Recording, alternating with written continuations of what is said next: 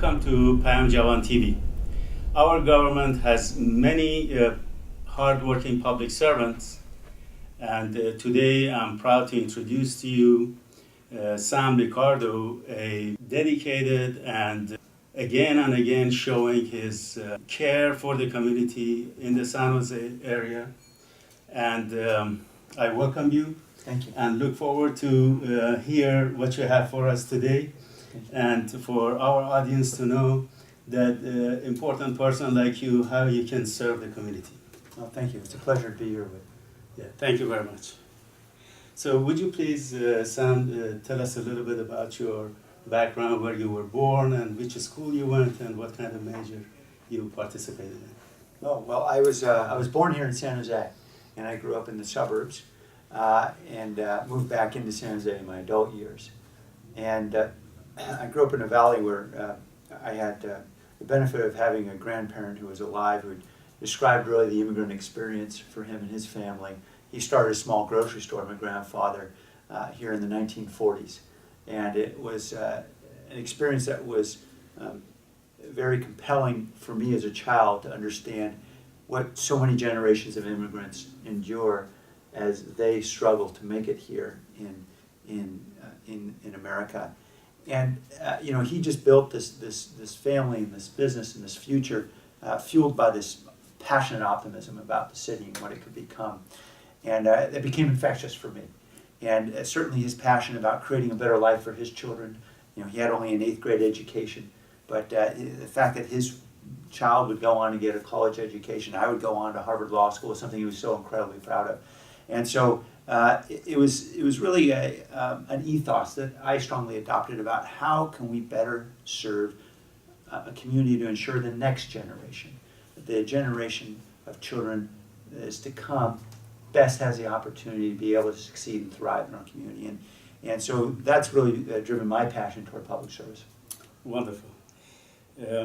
I read your website yesterday, and I get to learn a lot about what you have done and the places you served.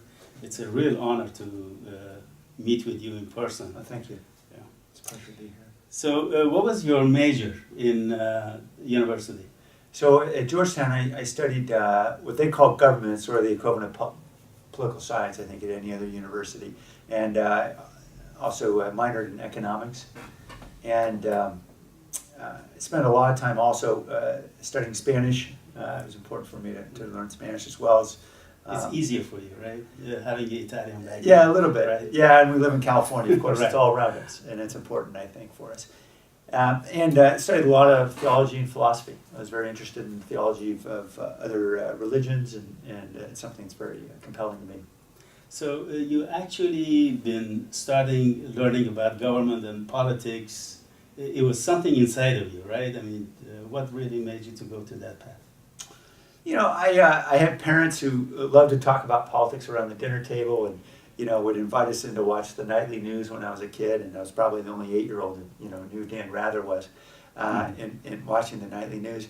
And it was just something I grew up around. And so, you know, ultimately as a teenager, I became to read about some of the folks I admired in the past, you know, people like Bobby Kennedy and others, and realized that that was a path I wanted to follow in some way. And so after I graduated from Georgetown, I went in, I came home and worked a bit here, teaching English as a second language in a refugee community and doing some other work.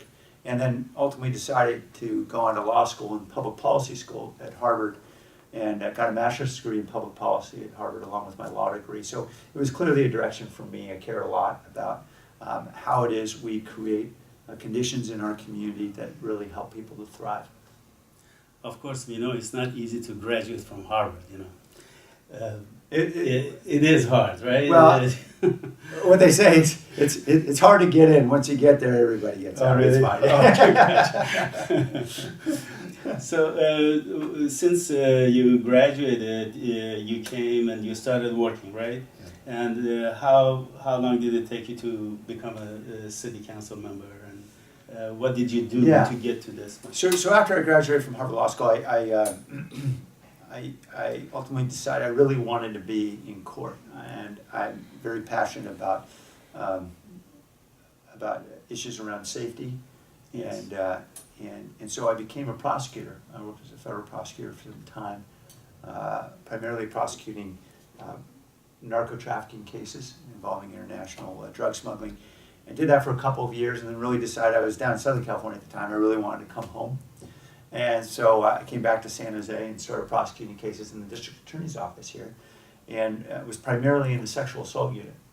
Most of my cases in the DA's office focused on child victims of sexual assault. And I was very passionate about that work. As you can imagine, it's emotionally taxing work, and particularly for parents. I was not a parent, and so it made it a little easier for me. But certainly after a few years of that, you need to move on. And I had an opportunity to choose a very different path around 2006, and several folks approached me about running for city council. And you've been, since 2006 until now, you've been city council member? I was elected in 2006. I started serving in 2007, just a few months before the Great Recession hit. So it was just in time to really make some painful decisions. Yeah. Actually, that was my question. When it gets to making painful decisions, being a city council member, what did you do in order to push helping people to find jobs? And well, we were facing, I know, a time when I think any viewer knows, and any of our friends or families were either losing their jobs or losing their homes. It was a very, very tough time. And so was the case at City Hall as well. We lost 2,000 employees during that time. It was a painful time. And so we needed to get our house in order inside City Hall. And that meant really focusing on ensuring that we could have a fiscally sustainable city that could restore services and those jobs city employees we had lost. And that's why I was proud with Mayor Reed to push so hard for pension reform and reform of retirement benefits, because those costs were really driving us to have to lay off thousands of employees. And then, of course, externally about how we were going to deal with the economy. City Hall generally doesn't have a lot of impact directly on an economy. And for many years, we had a redevelopment agency that would pump hundreds of millions of dollars in various ways in supporting different projects. And it's not always obvious to me that public money was very well used. But nonetheless, that was our tool. And in 2010, that tool was eliminated. That is, the state eliminated redevelopment agencies across every city in the state. And so I really had to focus on how we could better leverage the scarce resources we had to help support small businesses and growth. I served the downtown district, right? And so we have a very active business district, and it was a very painful time. We had huge rates of vacancy, probably 35% or more in our office and retail. I remember it was like a dead town. Yeah, it was a ghost town. Right. And so I remember in 2011 talking to a few commercial brokers saying, hey, what does it take to get somebody to move into downtown? We need to start filling up this empty space. We need to get people to work. And they said, look, we don't want to pay for parking. None of our clients want to pay for it. So I said, okay, well, we've got a lot of parking garages that are owned by the city. We've got a lot of vacant spaces there because everybody's clearing out. And it doesn't cost us anything to give a space away for free because we're not getting any revenue from it anyway. So I initiated a plan to start an incentive that if any employer were to sign a lease or renew a lease in the downtown, they get free parking for their employees for half the term of their lease. And it was only available to small and mid-sized companies, and didn't know if it would work at first. Now we are 3 years later, 161 employers signed on. We've moved 1,700 employees into those spaces. And in the end, the city makes lots of money because all those employees are shopping and eating at restaurants and so forth. That's a great thing. So that certainly helped to revive things. And then, of course, we knew we needed to get more people into downtown, the district that I represent. And so I focused on, rather than giving big public subsidies, we don't have that kind of money. It's not well spent. I decided to focus on how we could cut fees to help those builders who want to get folks employed building can do it quickly. And so I pushed to cut construction fees on high-rise towers in half, and we set a very tight timeline for them to get moving. We got it through the council after a lot of pushing, and now as a result we can have 3 cranes in the air, and hopefully we're going to have 3 more cranes in the air in the next few months. and we've got about 2,500 units of housing under construction over the course of this next year. Wow. It's an extraordinary time now, and we're really seeing the revitalization. I've been noticing that there are a lot of homes and old homes are being purchased and being rebuilt and so on. I was graduated in San Jose State myself, but seeing all this development in downtown is really amazing. Yeah, there it's wasn't great. anything like this before. It's certainly great to see, you know, the skyline change, but more importantly, it's critical to see the feet on the sidewalk, right? We need to get people down here, and the way to do it is you build the housing here, and it also saves all those wonderful neighborhoods we have out there in the city from seeing development in their neighborhoods. If they don't want it there, we should be putting it here in the core.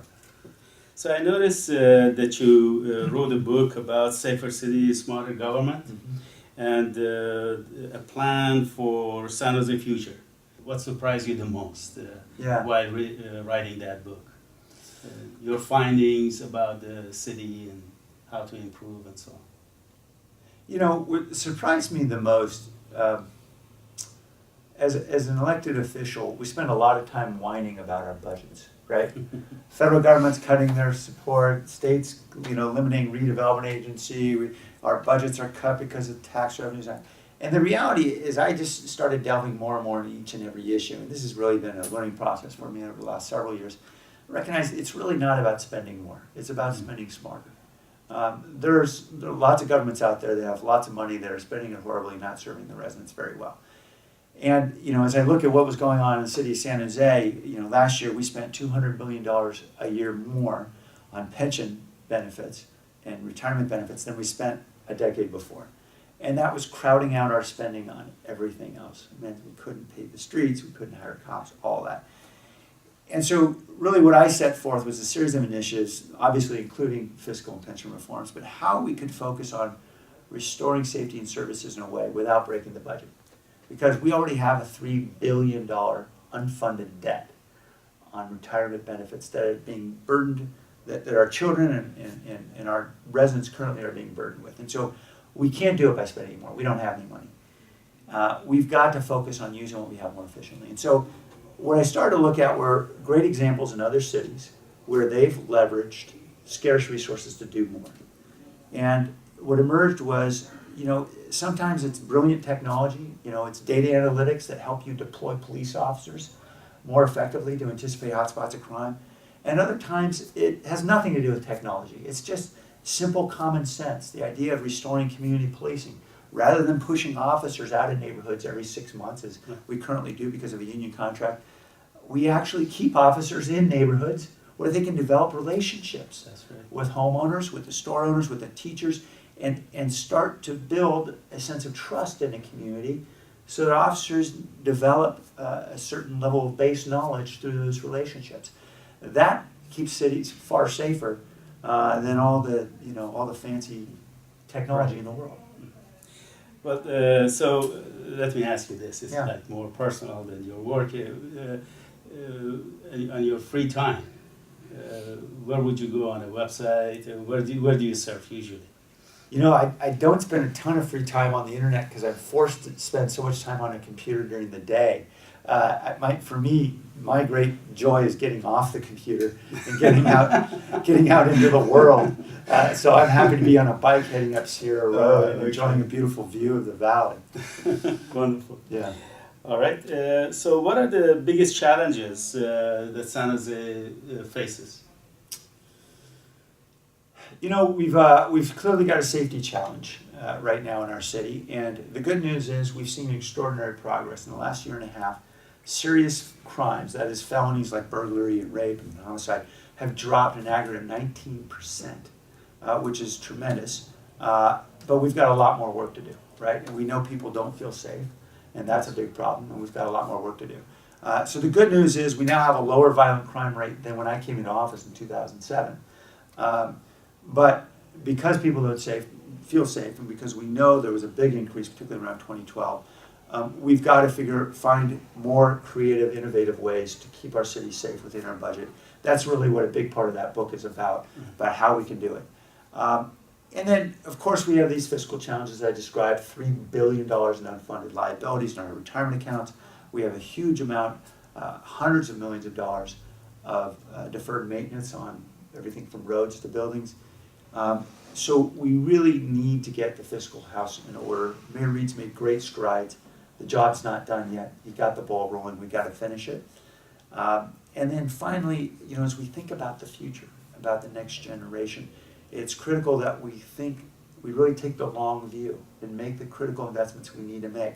We need more after-school programs for our kids. I proposed a way to increase the marijuana tax so that we can pay to ensure that somewhere on the order of 5,000 to 8,000 kids could have access to good educational after-school programs, keeping them off the street, ensuring their parents know that they're somewhere safe and learning and achieving. We need to be investing in ensuring that we have a stable water supply. So I've proposed how we can, with existing funds, existing ratepayer funds, invest in using recycled water to replenish our groundwater aquifers to create a more stable water supply right here underneath our feet, so we're not dependent on the state and the feds. So it's really the long view that I'm most concerned about. Silicon Valley's doing great now. We've got to be concerned about the long view. Very interesting. I'm so glad that you're running for mayor. Oh, thank you. So how do you feel about that BART extension to Warm Spring and also building affordable housing? Yeah. Well, BART is incredibly important. That's another one of those important investments for the long view that we need, because every resident who has to sit on 280 or 101 or 87 in the morning just feels the pain of the lack of infrastructure in this city. And so we need a transit infrastructure because we have arrived as a big city. We need to act like it. I was a major proponent in 2000 and in 2008 to pass measures to get BART here. I'm thrilled to say that it's now under construction. It'll be open in San Jose in 2017. You can see it under construction today. We're about $100 million under budget, which is great to see. And I want to ensure that we continue building it after we get to Berryessa, all the way through downtown, on to Santa Clara, and frankly, I want to go all the way up the peninsula. Let's keep going to Palo Alto. We need a major transit system that's going to be able to take tens of thousands, if not hundreds of thousands of cars off the road. BART is that system in the Bay Area. We need to build it around the Bay, and I'm proud of my work of leading that effort in many ways, with Carl Guardino and many other folks who have really been taking the lead. On affordable housing, I led an effort in 2008 to create what's called an inclusionary housing policy here in San Jose. That was an effort that was very challenging. We had a lot of opposition from very powerful groups. We managed to get it passed after 2 years of pushing, and we won that battle. And then the war is still continuing because they took us to court, and now it's in front of the California Supreme Court. So we've got to prevail in court, and that's going to take some time. I think we'll be able to get that resolved. But you are the most qualified person in the court, right? Well, I thank God they don't have me arguing. We got better attorneys than me. And, the only thing I know anything about is criminal law, so they keep me out of the courtroom. So we'll get an answer to that probably by the end of this year or the beginning of next. And in the meantime, we've just got to be more innovative with resources we have. When we look at the homeless challenges around us, we know a lot of those homeless have vouchers in their hands. They can actually get an apartment if there was somebody willing to provide them a one-bedroom apartment for $1,300, which there isn't. And so I've been pushing to find ways to increase our inventory. So one proposal that we're implementing now is just passed by the council. I've been pushing very hard to make this happen, is to renovate our old motels. We've got motels where we see a lot of prostitution, a lot of crime. And so the idea is we're going to rent up these motels. We can rehabilitate those rooms much more inexpensively than building new units, and let's get homeless into those units. So we're going to start with a couple hundred units and hopefully move a lot of people off the street. I know you have great passion for the homeless, especially homeless kids, right? Mm. I'm so proud of what you've been doing. Thank you. Sometimes people feel like that it's not safe being out there at night, but I'm sure you have a different view than that, right? No, I appreciate the view that people have that it's not safe. I live 15 blocks east of downtown, Yes. And so I live in a neighborhood. You guys been here for hundreds of years, right? Yeah, depending on which part of the family. Yeah, we've got some. I got 3 of my grandparents essentially had families who immigrated here. And then one grandparent, we go all the way back to the first Mexican settlers in the Bay Area. But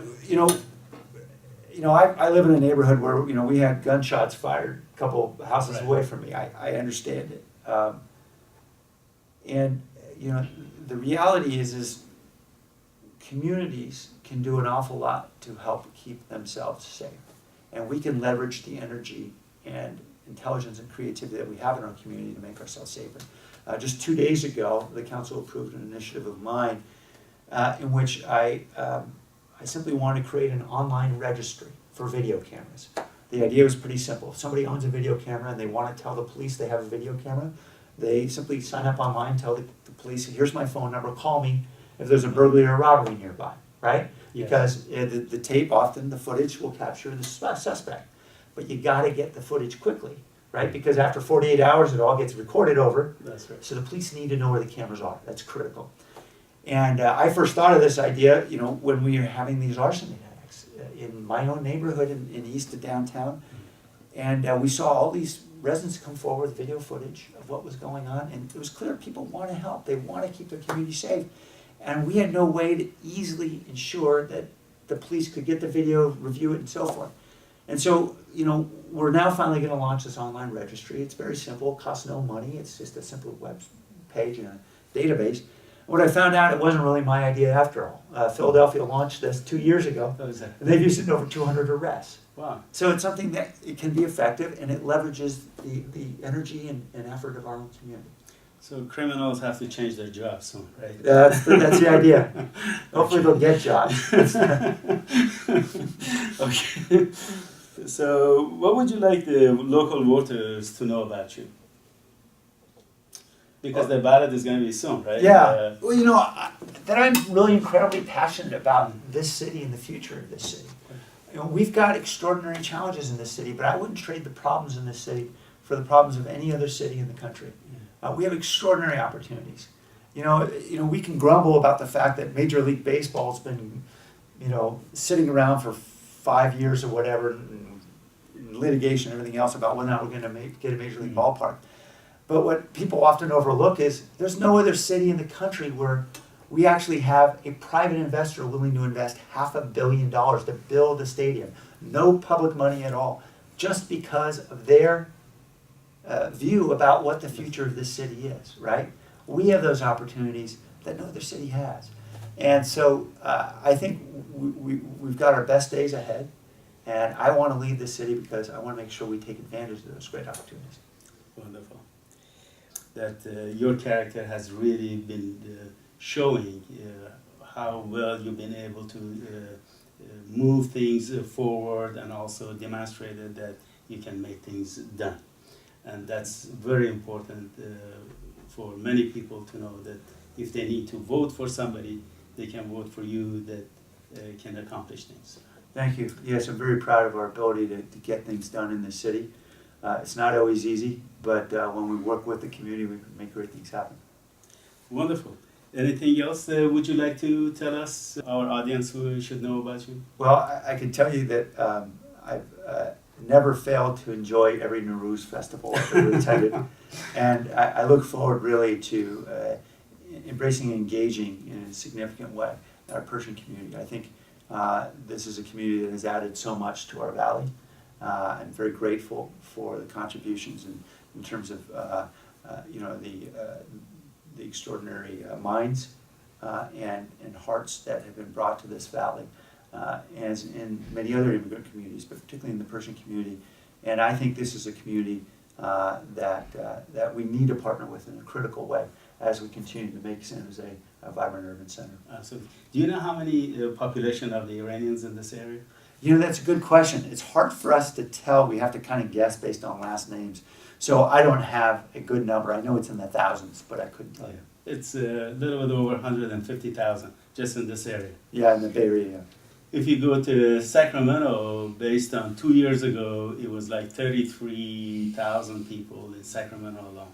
But overall, about 200,000 from here all the way to San Francisco and San Rafael and those areas. Right. So I think our community is very strong, and we always look for people who are strong leaders like you, and we wish you the best, and we look forward to seeing you next time. Thank you. I'm very grateful for the support I've had from the Iranian American community. Thank you very much.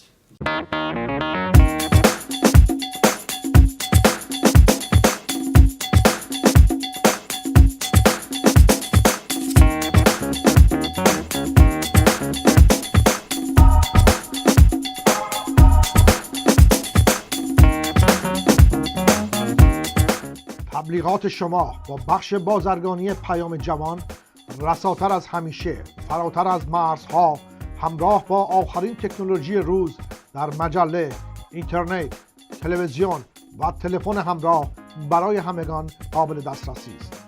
با ما باشید تا همیشه جوان باشید.